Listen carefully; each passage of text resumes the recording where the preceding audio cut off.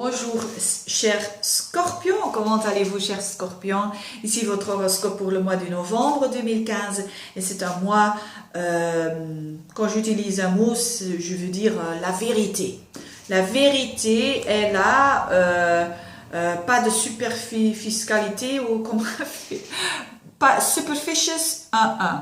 C'est comme ça et c'est la vérité qui va être là-bas. Et ça, c'est quelque chose que les scorpions aiment.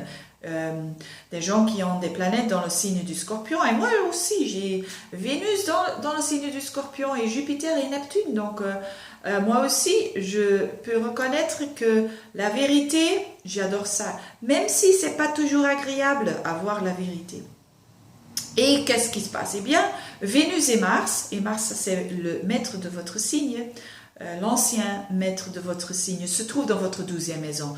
Donc ça, c'est un peu caché, la 12e maison, c'est un peu l'inconscient.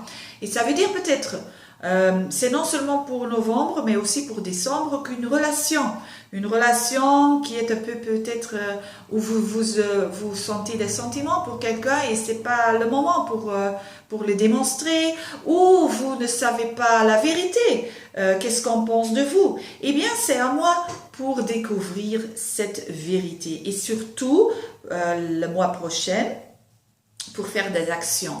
Mais ça, c'est pour le mois de décembre.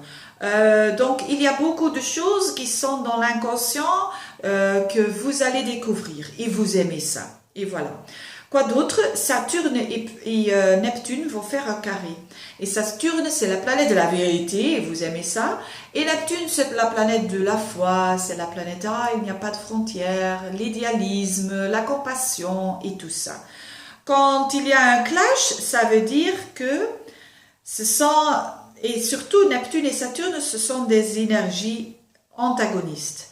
Mais quand il y a un aspect, ça veut dire c'est très bon pour les utiliser en même temps. Il faut faire un peu de time sharing avec ces deux énergies.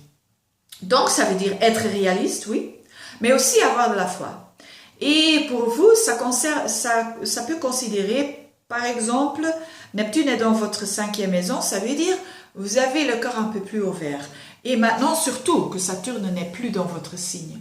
Vous avez le cœur un peu plus ouvert, vous voyez les possibilités, peut-être d'être un peu plus créatif, peut-être dans